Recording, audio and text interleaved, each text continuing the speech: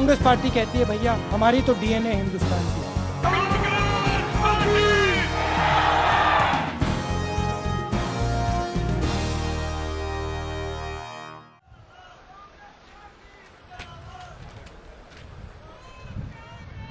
शकील अहमद जी, राजेंद्र कौर बहतल जी, विजेंद्र सिंगला जी, परमजीत सिंह मान जी, सुरजीत कौर बरनाला जी, सभी उपस्थित नेतागण, सभी उपस्थित कांग्रेस जन, भाइयों बहनों, बुजुर्गों, बच्चों, इस हार्दिक स्वागत के लिए आप सबको बहुत बहुत धन्यवाद। ये देशभक्तों, स्वाधीनता सेनानियों, क्रांतिकारियों, बहादुर और जिंदा दिल लोगों की धरती है।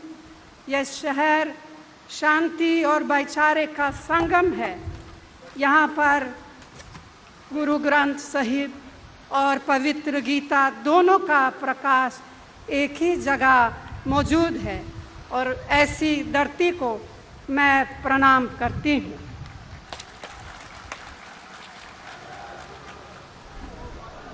पंजाब की हरित क्रांति सारे देश के लिए एक मिसाल है। यहाँ के किसानों ने अपने पसीने से यहाँ की धरती को सींचकर सारे देश का पेट बढ़ा है।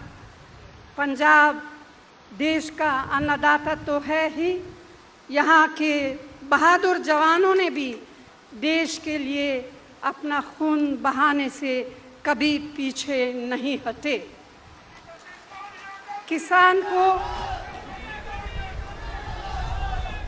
किसान को अन्य सुविधाओं के साथ साथ उसकी फसल का उचित दाम मिले, उसके लिए हमारी यूपीए सरकार ने लगातार एमएसपी इतना बढ़ाया जितना पहले कभी नहीं बढ़ा।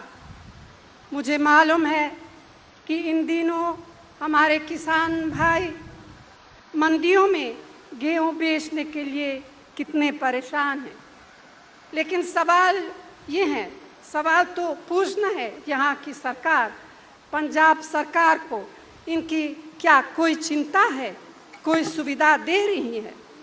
कहने के लिए तो इन्होंने किसानों को मुफ्त बिजली का वादा भी किया है, लेकिन मुझे बताया गया है कि यहाँ बिजली नहीं मिलता।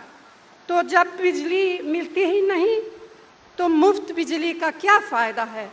अब ये फैसला कर सकते हैं कि कौन सी पार्टी किसान हितैषी है और कौन सी पार्टी सिर्फ हवाई बातें करती हैं। किसानों की तरह हमारी सेना के बहादुर जवान जो हमारे सरहदों की हिफाजत करते हैं, उनका ख्याल रखते हुए यूपीए ने 1 रैंक 1 पेंशन लागू की है।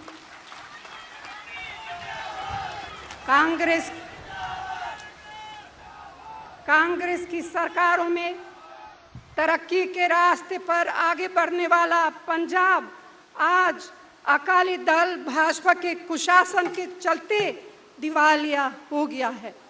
ये कैसी सरकार है जो अपने कर्मचारियों को 3-3 महीने तक वेतन नहीं दे पाती, बुजुर्गों को पेंशन समय पर नहीं होती थी, और आप जानते हैं कि कर्मचारी वर्ग के हितों के लिए यूपीए सरकार ने 6th वेतन आयोग भी समय से दिया और अब 7th वेतन आयोग का भी घातन किया है।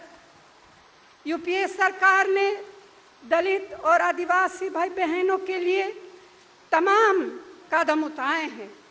अभी हाल में उनके साथ होने वाले अत्याचारों के खिलाफ एक ऑर्डिनेंस के जरिए एक कठोर कानून बनाया है। पंजाब की अकाली भाजपा सरकार ने दलितों के लिए आरक्षित पद भी नहीं बढ़े। पंजाब के योजना बजट में दलितों के कल्याण के लिए पहले तो बहुत कम हिस्सा अलॉट किया जा रहा है और जितना होता है उसे भी पूरा खर्च नहीं किया जाता है। इसी से आप समझ सकते हैं कि भाजपा अकाली सरकार दलितों की भलाई को लेकर कितनी गंभीर है। लगता है कि पंजाब की अकाली भाजपा सरकार के नेता तो सिर्फ अपनी जेबें भरना जानते हैं, उसके लिए खुद हर किस्म के गलत काम में शामिल है। वो चाहे ड्रग की तस्करी हो या अवैध माइनिंग हो, गुंडा टैक्स हो, अरे क्या बताएं कि पुलिस वालों तक की जान सुरक्षित नहीं है, तो हम लोगों का क्या हालत होगा।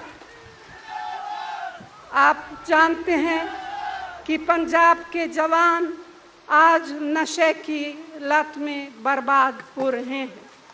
क्या आपकी सरकार को उसकी कोई फिक्र है? ये पंजाब की सत्ताधारी पार्टी के बादल तो सिर्फ गरजना जानते हैं, बरसना नहीं जानते हैं। ये लोग केवल कुर्सी के लिए लोगों से बड़े बड़े वादे तो करते हैं और उसके बाद कुर्सी हासिल करने के बाद खुद सब कुछ भूल जाते हैं। यूपीए ने पंजाब में लघु उद्योगों को प्रोत्साहन देने में कोई कमी नहीं रखी। आपके मालवा क्षेत्र में भी पानी की समस्या देखकर पंजाब सरकार को यूपीए सरकार ने खूब धनराशि दी है। उच्च शिक्षा के लिए बठिंडा में सेंट्रल यूनिवर्सिटी दी है। कैंसर के खतरे से जूझ रहे हैं संगरूर क्षेत्र को यहाँ के सांसद के प्रयासों से कैंसर अस्पताल खुल रहा है। और ऐसी न जाने कितनी मिसालें हैं।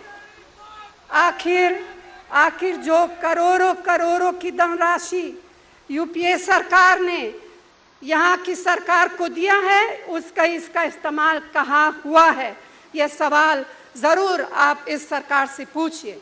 वह भ्रष्टाचार की भेंट चढ़ गया है।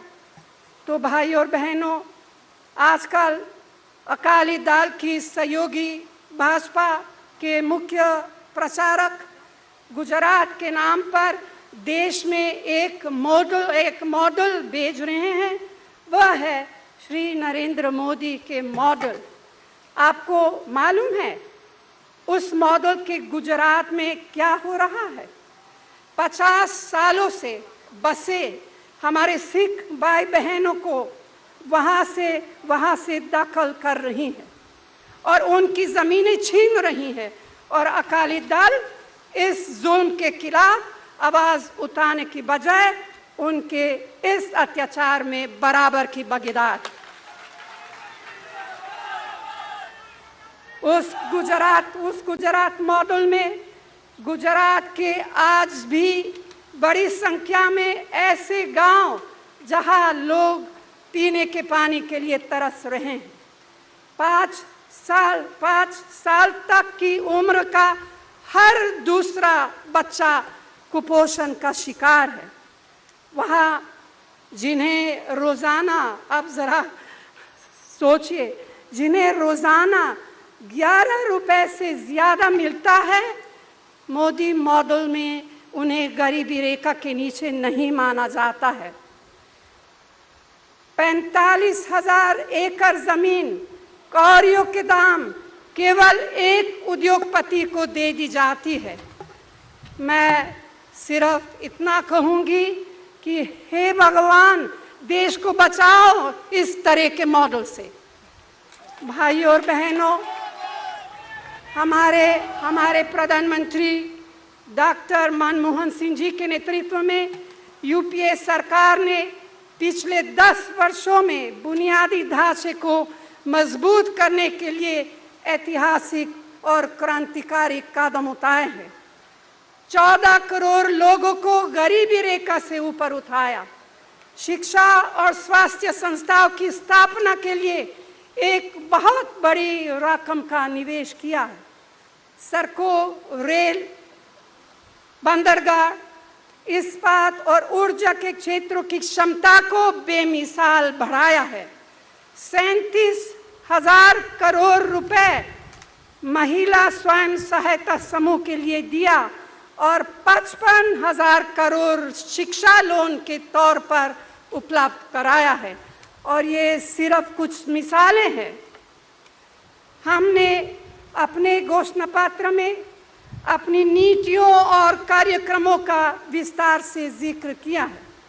खास तौर से युवाओं को रोजगार, देश के हर नागरिक को मुफ्त जो रोजगार नौजवान के लिए जो बेरोजगार है उनके रोजगार को हासिल करने के लिए खास योजनाएं तैयार किए हैं और देश के हर नागरिक को मुफ्त दवा और इलाज के लिए स्वास्थ्य का अधिकार का वादा किया है।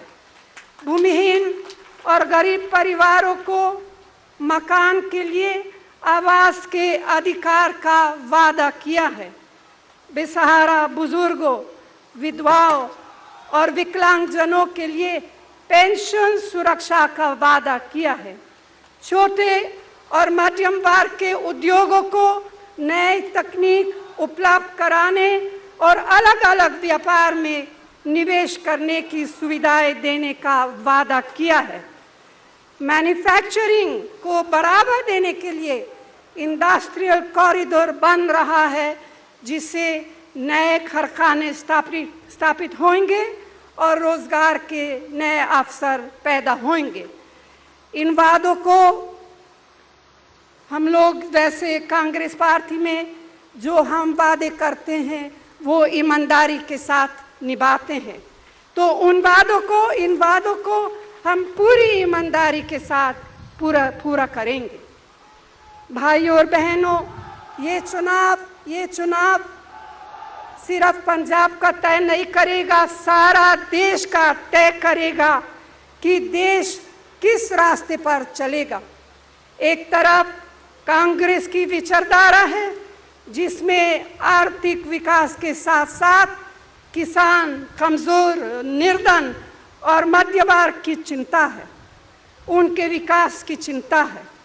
जहाँ देश के नागरिकों बराबर का अधिकार है, चाहे वो पुरुष हो या नारी, चाहे वो किसी भी धर्म, वर्ग, जाति और राज्य का हो, जहाँ अमन, चैन और सामाजिक सद्भाव हो, जहाँ सबकी आवाज बुलंद हो। दूसरी तरफ भाजपा अकाली दल की विचारधारा है कट्टरता, नफरत, संकीर्ण दृष्टि और निरंकुश सत्ता की भूख का। इनकी विचारधारा देश को उस रास्ते पर ले जाना चाहती है जहां देश की सारी सत्ता एक आदमी के हाथ में हो, जहां किसान, जहां निर्धन और जहां कमजोर वर्ग अपने अधिकारों को तरसे, जहां एक आम नागरिक की पहचान उसकी योग्यता और क्षमता से नहीं, बल्कि उसके धर्म, उसकी भाषा, उसकी जाति से हो। तो भाइयों और बहनों, आपको तो फैसला करना है कि कौन सी विचारधारा, कौन सी दिशा, कौन सा रास्ता अपने देश के लिए चुनना है।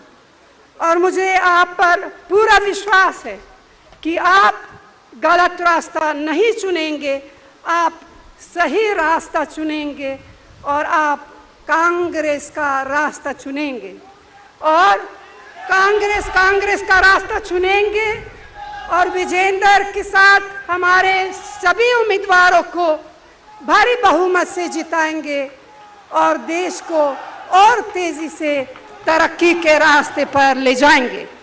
इन्हीं शब्दों के साथ आप सबको इस सभा में आने के लिए दिल से बहुत बहुत धन्यवाद। जय हिंद।